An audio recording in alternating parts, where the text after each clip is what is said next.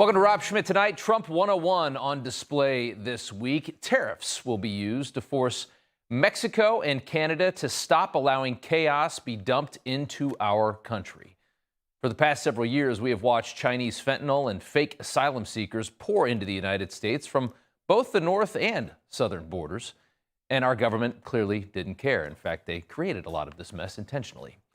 But the apathy as it continued on that we saw from Washington and that we continue to see seems to get worse and worse as our government grows larger and larger. Our politicians disillusioned after years inside the bureaucratic maze of massive government, disinterested in really anything except holding on to power and getting rich. They become professional soundbite factories. While doing nothing, they say all the right things. Here they are on fentanyl and the poisoning of this country. We agreed that fentanyl as precursors will be curbed substantially. We are concerned that what we have been seeing coming across includes deadly and illicit fentanyl trafficking. We're stopping fentanyl before it even makes it to the streets of the United States. Some have used the border as a cudgel and conflated migration and the trafficking of fentanyl. They did nothing about this problem. They talked for 4 years, years of empty talk, rather than a few hours of swift action, which is all it would have taken to save hundreds of thousands of American lives. And that is exactly why a wrecking ball was elected 3 weeks ago, and he seems very eager to start swinging, we can say that. Last night, Trump announced stiff 25% tariffs on Mexico and Canada, unless both nations stop letting drugs and migrants flow into the United States. Canadian and Mexican exports to the United States make up about a quarter of each country's total output. So a potential 25% tariff on American imports would hit both of these countries very hard. Here's how Justin Trudeau sounds when he's terrified. I had a good call with Donald Trump last night again. We obviously talked about laying out the facts, talking about how the intense and effective connections between our two countries flow back and forth. Oh, we had a really great conversation with Trump. Please don't clobber my economy. We'll shape up. Don't worry. This is exactly why they hate Donald Trump, by the way. Imagine how wonderful it is having the wealthiest and most powerful country in the world be so easy to manipulate as it has been. It's been run by doormats. Everyone in Washington is a doormat for the rest of the world. That's what they've had for decades. Not anymore.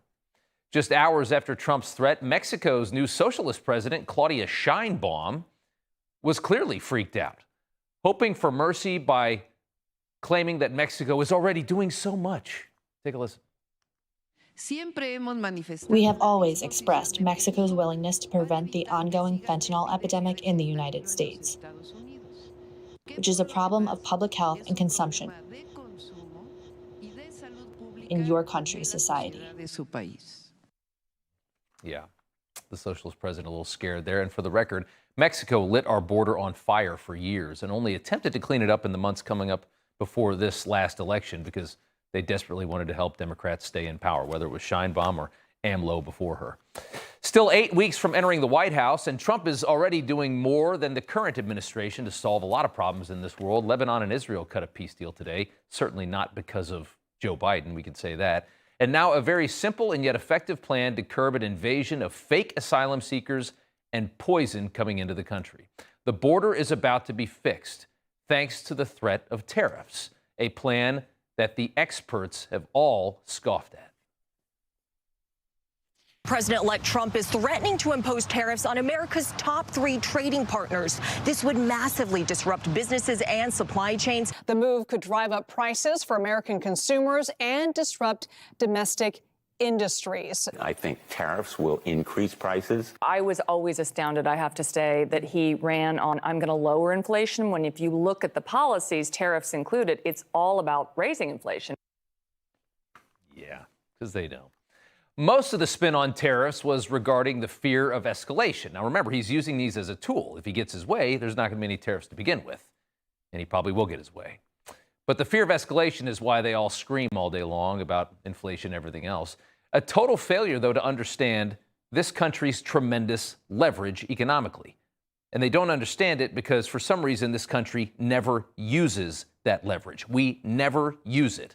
But the United States can easily thump any nation on this planet in an economic staring contest. It wouldn't even be close. It is laughable to think that Canada or Mexico has a prayer in a trade war with the United States. They will fold immediately. We'll see the Mexicans and Canadians working feverishly to do our bidding to save their economy and also for the politicians to save their political careers. We never use this power. It's so simple to use. Why? Because most of our politicians feel guilty. With Trump, we have somebody who's willing to use our country's economy and market size and access to our markets to our advantage. It is quite a change from the status quo, which has been letting us be looted by the rest of the world as some kind of reparations for our success and size and scale and wealth. Trump's next Treasury Secretary explained the hilarity of a potential tariff battle between the United States and our neighbors on this show just a couple weeks ago. It would be like you fighting Conor McGregor. You do not want to tangle with Donald Trump on tariffs. I'm not sure. Or this country, right? Or this country. Yeah. I don't know what she's thinking about here because we know from Trump 1.0, he means business. Yeah. And these aren't idle threats. And Mexico has not been a perfect trading partner over the past few years. There you have it. Pretty simple, really. It's tough to tango with us. And the markets seem to agree with Scott Bessent there. After the threat of the tariffs, the dollar rallied, according to Reuters. And when Trump threatened China also with a 10% tariff until the Chinese stop shipping fentanyl into our country through Mexico and through Canada, well, when that happened, the yuan tanked. Their currency tanked as well, down substantially. Follow the money. It is a lot smarter than the dopey media, of course. Fashion magazines out there are now claiming that tariffs will be a disaster, like Vanity Fair, because who doesn't get economic policy perspective from Vanity Fair these days? The U.S. border is about to be secure again. We're going to have motivated counterparts in China, Mexico, and Canada because they're going to be terrified of what we'll do if they don't cooperate. And on our side of the border, we're going to have no more of Alejandro Mayorkas. There is a new sheriff in town. Listen to Tom Homan today in Eagle Pass, Texas, with a message to left-wing politicians attempting to stand in the way of Trump's mandate. And I'm sending a message for the people that say they're going to get in our way. They're going to stop us from doing what we're doing on the interior enforcement operation. I've said it 100 times in the last week. Don't cross that line. It's a felony to knowingly harbor and conceal an illegal alien from immigration authorities. Don't test us. Isn't it nice to have a man doing that job instead of these weenies that we have seen from this administration? Isn't it refreshing? And refreshing to see common sense again returning to American politics. You know, everybody's reporting the same stories, the same spin. You turn the channel, it's always the same. But not us. We're different. We report the real news. No spin, just the facts. Turn to us, and you won't turn back. Tune in to Rob Schmitt tonight on Newsmax.